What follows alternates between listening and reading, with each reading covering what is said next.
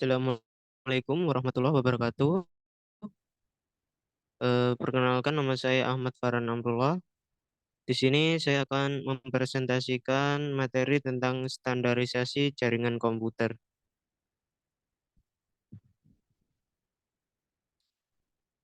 Yang pertama, TCP atau IP, yaitu Transmission Control Protocol atau Internet Protocol adalah seperangkat protokol komunikasi yang digunakan untuk menghubungkan perangkat dalam jaringan komputer.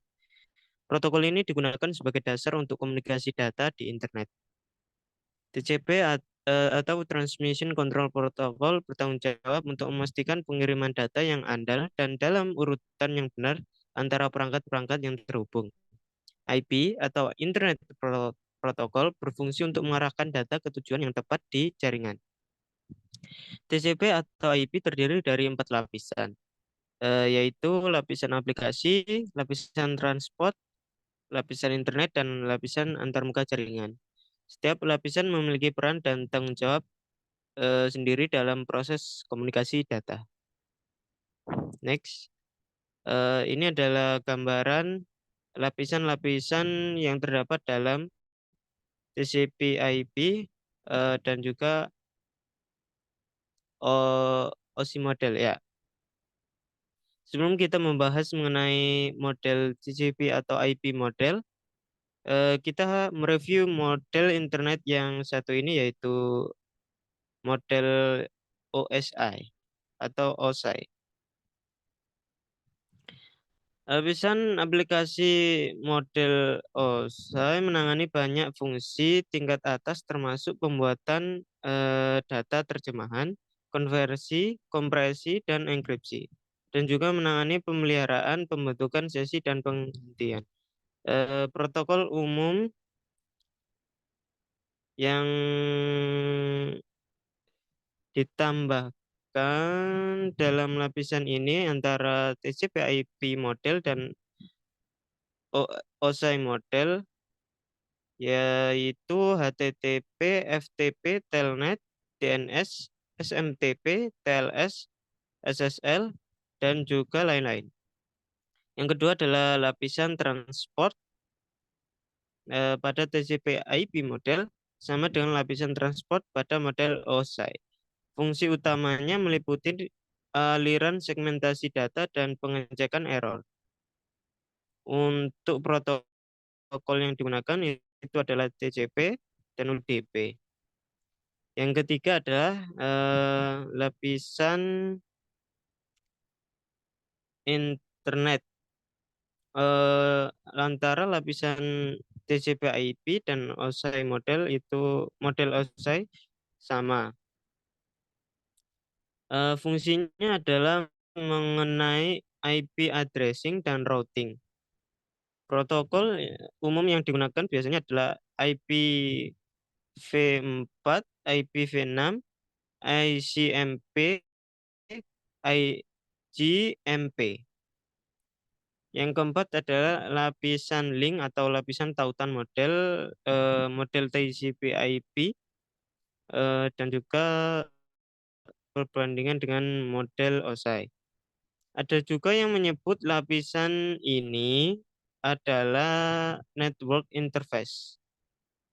Fungsi utama dari lapisan ini mencangkup frame making, MAC addressing, frame switching, dan physical cabling. Protokol umumnya yaitu ARP, RARP, NDP, PPP, Ethernet, Wi-Fi, token ring, dan lain-lain. Nah, ini untuk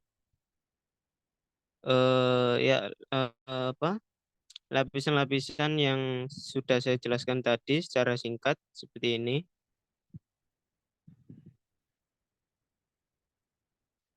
Nah, untuk perbandingan antara TCP dengan UDP,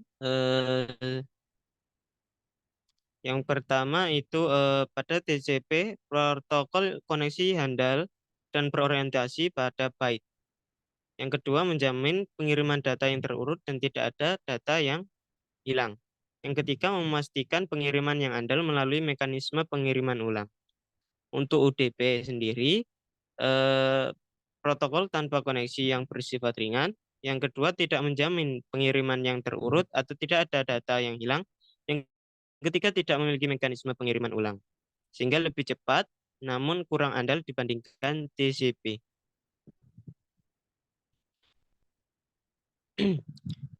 Untuk perbandingannya itu seperti ini. Karakteristik untuk TCP yaitu handal, yang mana menggunakan mekanisme pengiriman ulang. Yang kedua, menjamin pengiriman data yang terurut. Yang kedua, lalu selanjutnya adalah berat, yang mana artinya adalah lebih kompleks dan memerlukan lebih banyak overhead untuk mengelola koneksi dan mengendalikan aliran data.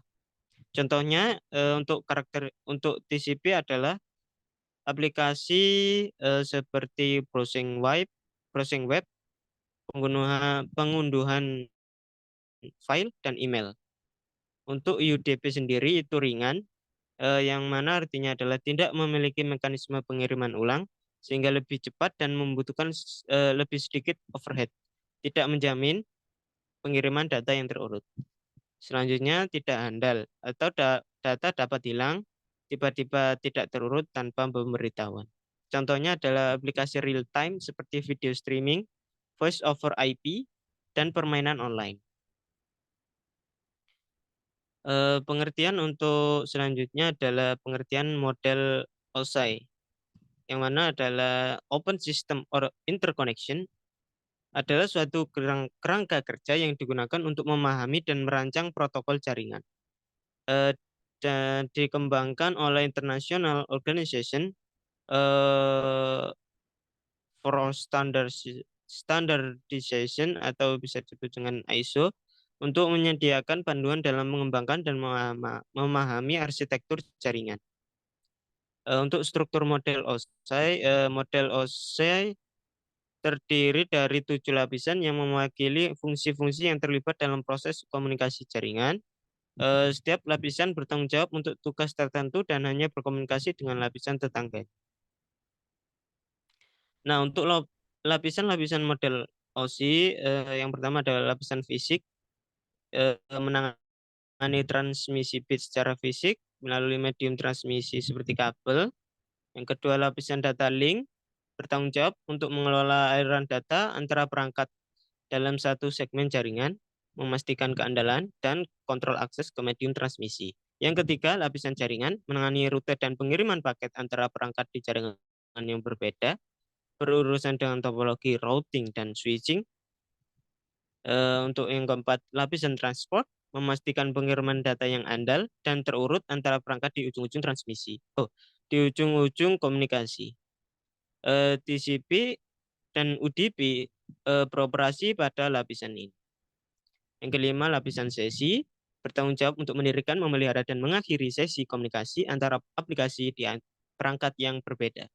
Yang keenam, lapisan presentasi menangani format data, inskripsi, kompresi, dan kompresi untuk memastikan kompatibilitas antara sistem yang berbeda.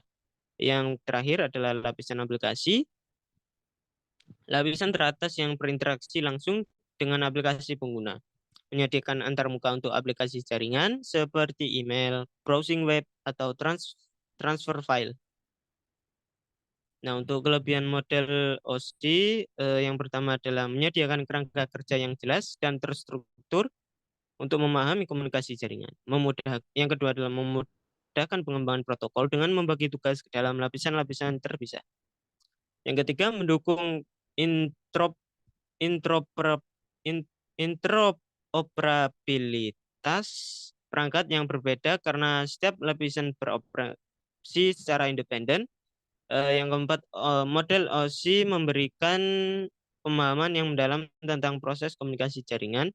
Yang kelima, meskipun tidak semua lapisan selalu digunakan dalam setiap implementasi, model ini tetap menjadi acuan penting dalam dunia jaringan komputer. Terima kasih. Jika ada kekurangan, saya mohon maaf. Sekian dari saya. Wassalamualaikum warahmatullahi wabarakatuh.